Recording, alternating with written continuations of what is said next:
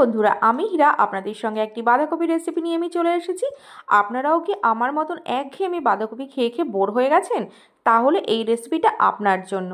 দুর্দান্ত স্বাদের এই রেসিপি একদম সম্পূর্ণ নিরামিষভাবে আমি তৈরি করে দেখাবো।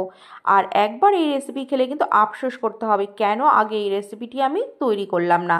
রুটি, ভাত, পরোটা, নান, পোলাও, ফ্রাইড রাইস যে কোনো কিছুর সঙ্গে এই রেসিপি কিন্তু দুর্দান্ত লাগে। চলুন তাহলে রেসিপি শুরু করি। সত্যিই কিন্তু আফসোস করতে হবে। রেসিপিটা দেখতে যতটা সুন্দর লাগছে, খেতে কিন্তু তার থেকে অনেক বেশি সুন্দর। চলুন বন্ধুরা, রেসিপি শুরু করি।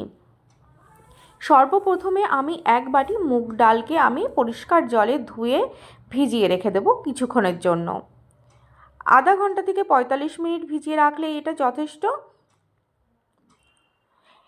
তারপরে আমি এখানে হিরো ইনগ্রেডিয়েন্টস যেটা বাঁধাকপি আমি নিয়ে নিয়েছি। বাঁধাকপির যে মাঝখানে শক্ত অংশটাকে প্রথমে কেটে ফেলবেন। তারপরে একটু হালকা হাতে সাবধানে পাপড়িগুলো আমি বের করে নেব। একটু সামান্য ভেঙে গেলেও কোনো অসুবিধা নেই, একটু সাবধানে বার করার চেষ্টা করবেন। দেখুন একে একে আমি এখানে 8টি পাপড়ি টোটাল বের করে নিয়েছি।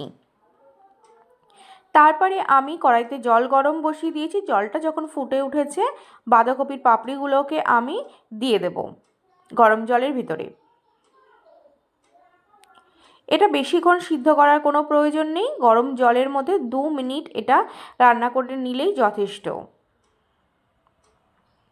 একটু নেড়ে চেড়ে সাবধানে উলট পালট করে এটা সিদ্ধ করে নেবেন, যাতে সমস্ত পাপড়িগুলো বরাবর একটু সিদ্ধ হয়। তারপরে ছাঁকনির মাধ্যমে এটাকে তুলে নিয়ে জল ঝরিয়ে দেব আর ঠান্ডা করতে দেব।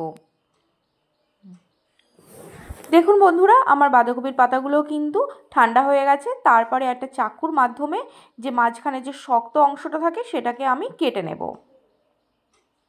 একটু সাবধানে কাটবেন, বেশি করে কাটা হয়ে গেলে কিন্তু এটা মাঝখান দিয়ে ছিঁড়ে যাবে। তারপরে মুগ ডালটা দেখুন কত সুন্দর ফুলে উঠেছে আমাদের আধা ঘন্টা পরেই।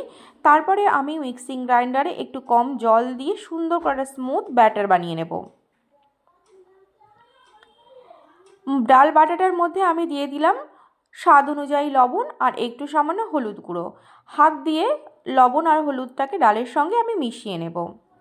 তারপরে বাঁধাকপির যে পাতাটা আমার ছিল, ডাল বাটাটা বাঁধাকপির পাতার উপরে আমি লাগিয়ে নিচ্ছি। সুন্দরভাবে একটু লাগিয়ে দেবেন। পরপর একে একে আমি এরকম 4টে লেয়ার দেবো। আর একটা পাতা দেখুন আমি ওপর থেকে দিয়ে দিলাম, সেই পাতাটার ওপরেও সুন্দর করে আমি ডাল লাগিয়ে দেব। এরকম একে একে 4টে পাতার আমি লেয়ার দিয়েছি। তারপরে দুপাশ থেকে এইভাবে মুড়ে দেব আমি। মুড়ে দেওয়ার পরেও আমি আরেকটু ডাল লাগিয়ে দিলাম। তারপরে একটু চেপে চেপে কিন্তু এরকম রোলটা বানিয়ে নেবেন। রোলটা কিন্তু একটু টাইটভাবে বানাবেন। আপনারা ভালো করে এটা দেখে নিন। রোলটা কিন্তু যদি টাইট না হয় পরে কিন্তু খুলে যেতে পারে। আর একটা রোলও আমি এইভাবে বানিয়ে নিয়েছি। তারপরে যে ডালের ব্যাটারটার মধ্যে রোলগুলোকে দিয়ে সুন্দর করে ওপর থেকেও ভালো করে আমি ডালটা মাখিয়ে নেব। এইবার প্যানে আমি তেল গরম করে সেই বাঁধাকপি রোলগুলোকে সুন্দর করে লো আঁচে ভেজে নেব। আপনারা যদি তেলে ভাজতে না চান, এটাকে স্টিমও করে নিতে পারেন। 15 মিনিটের জন্য স্টিম করে নিলেই এটা যথেষ্ট। আর বন্ধুরা, তেলে একটু ভেজে নিলে কিন্তু এটার স্বাদ অনেক বেশি ভালো হয়।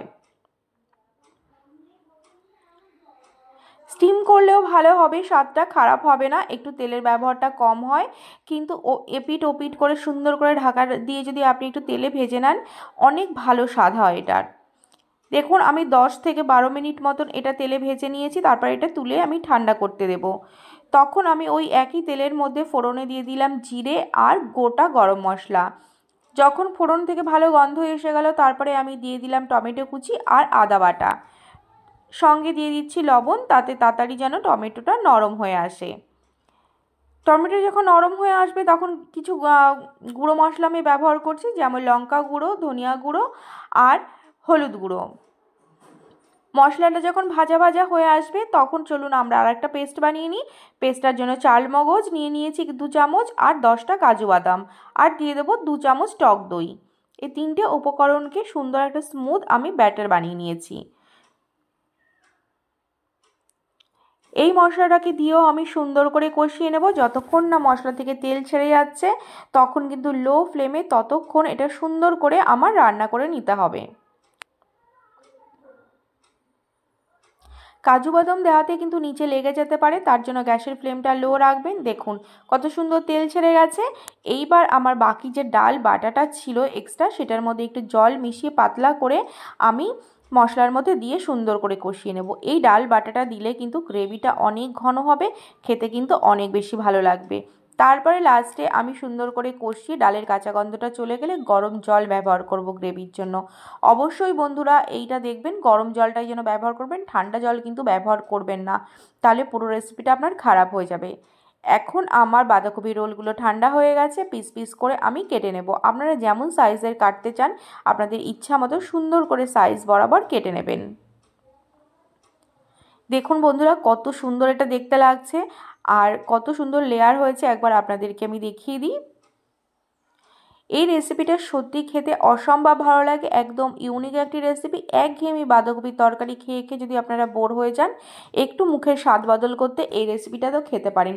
বাড়িতে কোনো গেস্ট আসলে কিন্তু তাকে বানিয়ে অবশ্যই খাওয়াবেন, তাহলে কিন্তু আপনার তারিফ করতে কখনোই ক্লান্তি বোধ করবে না, এত তারিফ করবে তারা।